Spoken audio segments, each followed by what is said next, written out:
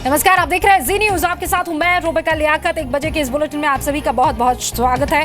कल शाम मुरादनगर से गाजियाबाद लौटते वक्त बीजेपी नेता बृजपाल तेवतिया पर जानलेवा हमला हुआ था। यह खबर आपको ज्ञात ही होगी, मालूम होगी। अब हमले में तेवतिया गंभीर रूप से घायल हो गए। यूपी पुलिस ने आरोपियों की तलाश में 900 पुलिस कर्मियों को अब लगा दिया है। पुलिस ने अब तक 25 लोगों को हिरासत में लिया है। पुलिस को शक है कि हमले में इस्तेमाल हुए AK-47 या तो पंजाब से लाई गई है या फिर कोई पुलिसकर्मी बदमाशों से मिला हुआ है, क्योंकि जो हथियार मिले हैं वो या तो पुलिस के पास होते हैं या फिर आतंकियों के पास होते हैं। पुलिस को हसनपुरिया गैंग और शेखर गैंग पर हमले का शक है। दोनों की गैंग के साथ बृजपाल तेवतिया की बीते 10 साल से रंजिश चल रही थी। एक और चौंकाने वाली बात यह है कि तेवतिया हमेशा बुलेट प्रूफ गाड़ी में चलते थे, लेकिन वारदात के वक्त गाड़ी बुलेट प्रूफ थी नहीं। इतना ही नहीं, बीजेपी ये तक कह रही है, ये तक आरोप लगा रही है कि वारदात से पहले तेवतिया की सुरक्षा में मौजूद पुलिसकर्मियों को भी हटा दिया गया था। बीजेपी के आरोपों के मुताबिक वारदात के बाद 100 नंबर पर किसी ने फोन नहीं उठाया। इस बीच पुलिस ने निवाड़ी थाना क्षेत्र से उस फॉर्च्यूनर गाड़ी को बरामद कर लिया है जिसमें हमलावर आए थे। गाड़ी पर उत्तराखंड का नंबर है, यूके नंबर।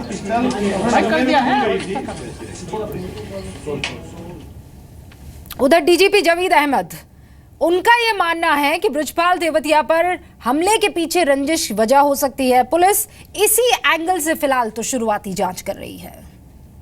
घटना की पृष्ठभूमि का सवाल है। 2-3 थ्योरीज पर हम लोग काम कर रहे हैं।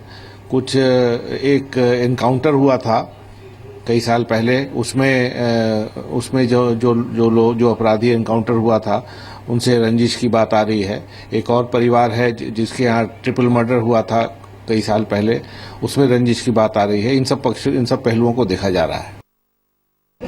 अभी सभी डॉक्टर से बात हुई है। तेवतिया साहब का तबीयत अब पहले से बेटर है, ऑपरेशन हो चुका है।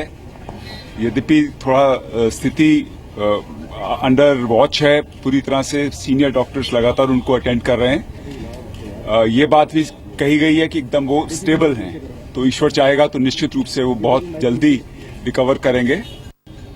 और अभी तक की जो इस घटना की प्रगति है उसमें आप जानते हैं कि कई लाइनों पर पुलिस काम कर रही है, जिसमें कई लोगों को उठाया गया है। कई अलग अलग टीमें बनकर उनसे बातचीत चल रही है। अभी तक की रिकवरी में जैसे आप जानते हैं, एक AK-47 राइफल, एक मैगजीन और कारतूस, 2 पिस्टल्स और एक कार्बाइन जो राइफल नुमा है, वो सभी फैक्ट्री मेड इंपोर्टेड वेपन्स हैं, ये बरामद हो चुके हैं। करीब आधा घंटा पहले फॉर्च्यूनर गाड़ी जो इस हत्या के प्रयास में इस्तेमाल हुई थी वो भी अभी बरामद हो गई है। उसमें भी हमारी फोरेंसिक की टीम और उसकी सर्च जारी है। बहुत सारे क्लूज हमारे पास आए हैं। पुरानी पर्सनल एनिमिटीज के मैटर भी चेक किए जा रहे हैं। निश्चित रूप से बहुत जल्दी हम निर्णय पे पहुंचेंगे कि किस गैंग के द्वारा ये घटना कारित की गई है।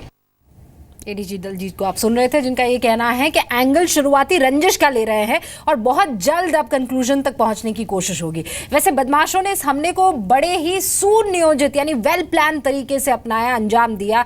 इस हमले में AK-47 के इस्तेमाल ने पुलिस के कान खड़े कर दिए। पुलिस को शक है कि AK-47 पंजाब से लाई गई होगी। इस पर और ज्यादा जानकारी हमारे संवाददाता अनुराग चड्ढा दे रहे हैं। बीजेपी नेता बृजपाल तेवतिया की रंजिश पश्चिमी यूपी के कई गैंगस्टर से चल रही थी। उनकी जान को पिछले 10 सालों से खतरा था। दरअसल गाजियाबाद में करीब आज से 10 साल पहले राकेश हसनपुरिया नाम के बदमाश का एनकाउंटर हुआ था, और तभी से जो हसनपुरिया गैंग के सदस्य थे वो ये मानकर चल रहे थे कि पुलिस को मुखबिरी बृजपाल तेवतिया ने की थी। तभी से उनको जान से मारने की धमकियाँ मिल रही थी। इसके अलावा गाजियाबाद के रजापुर में शेखर और मनोज नाम के जो कुख्यात अपराधी थे, वो भी ब्रजपाल तेवतिया से रंजिश मानते थे। तो गाजियाबाद के 2 गैंगस्टर उनसे रंजिश मानकर चल रहे थे। यही वजह थी कि अपने साथ सुरक्षा का काफिला लेकर ब्रजपाल तेवतिया चलते थे।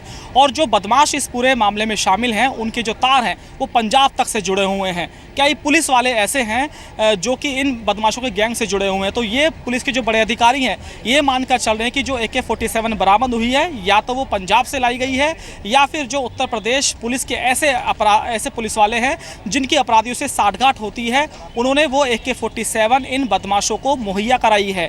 फिलहाल जो हथियार पुलिस ने बरामद किए हैं उनको ध्यान में रखकर जांच की जा रही है कि आखिर कार्बाइन, AK-47 और 9mm जैसी खतरनाक पिस्टल इन बदमाशों के पास कहां से आई। यही एक चौंकाने वाली बात है। वैसे गाजियाबाद में हुए हमले के बाद बीजेपी नेता ब्रजपाल तेवतिया जिंदगी और मौत के बीच झूल रहे हैं, गंभीर हालत में हैं, इलाज लगातार चल रहा है। तेवतिया केंद्र गृह मंत्री राजनाथ सिंह उनके बहुत करीबी माने जाते हैं। इस हमले में ब्रजपाल समेत 7 लोग घायल हुए हैं। आज राजनाथ सिंह ब्रजपाल को देखने के लिए नोएडा के फोर्टिस अस्पताल जा सकते हैं, यह हमें सूचना मिल रही है। उनका इलाज उसी अस्पताल में जारी है।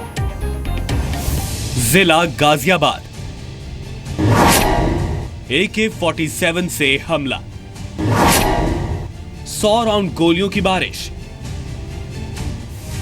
ये था बीजेपी नेता ब्रजपाल तेवतिया को खत्म करने का प्लान। बीजेपी नेता ब्रजपाल सिंह तेवतिया गुरुवार को मुरादनगर से गाजियाबाद लौट रहे थे। तभी रावली सुराना मार्ग पर फॉर्च्यूनर सवार बदमाशों ने उनके काफिले को रोका और फिर AK-47 समेत कई हथियारों से गोलियों की बौछार कर दी। ये हमला 20 मिनट तक जारी रहा। स्कॉर्पियो कार की हालत देखकर यह अंदाजा लगाया जा सकता है कि कैसे उस वक्त गोलियां बरस रही थी। कार्यक्रम थे तेवतिया जी के, वो करके आ रहे थे। वो तुरंत वहां से पीछे से 2 गाड़ियां आती हैं, अचानक से मुरादनगर से आती हैं। रावली रोड की ये घटना है। तुरंत 2 गाड़ियां आती हैं। आने के बाद वो आगे जैसे फिल्मी स्टाइल में आगे वो लगा देते हैं। आगे लगने के बाद उतरते ही उनसे ताबड़तोड़ फायरिंग शुरू हो जाती है और उसमें सभी लोग जख्मी हो जाते हैं और सबकी हालत गंभीर हो जाती है, जितने भी गाड़ी में सवार थे। कितने लोग गाड़ी में सवार थे? 7 लोग सवार थे जी। मीटिंग के लिए गए हुए थे वहाँ से आते हुए मुरादनगर, और आते हुए बदमाशों ने हमला किया है उन पे। कौन सी गाड़ी से थे? इस कार में जो वो लोग थे वो तो फॉर्च्यूनर थे ना सर,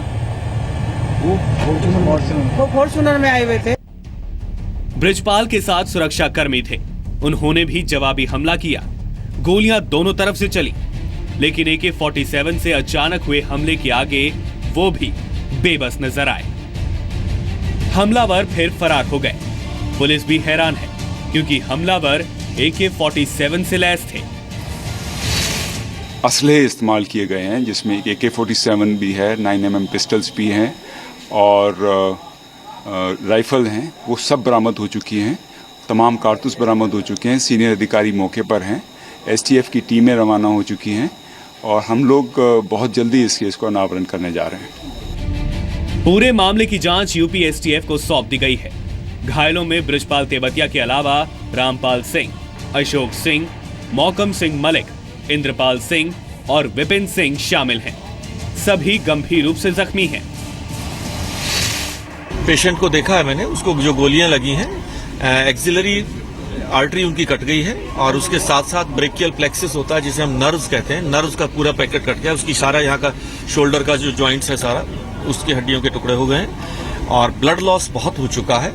मैं धन्यवाद दूंगा ईश्वर के लिए कि पुलिस व्यवस्था ने उस अस्पताल से यहाँ लाने में बहुत छोटे समय में ले आए, जिससे कुछ उम्मीदें शायद बंधी हैं, लेकिन अभी भी जीवन अगले 24 घंटे तक उसके बारे में कुछ भी कहना मुश्किल है।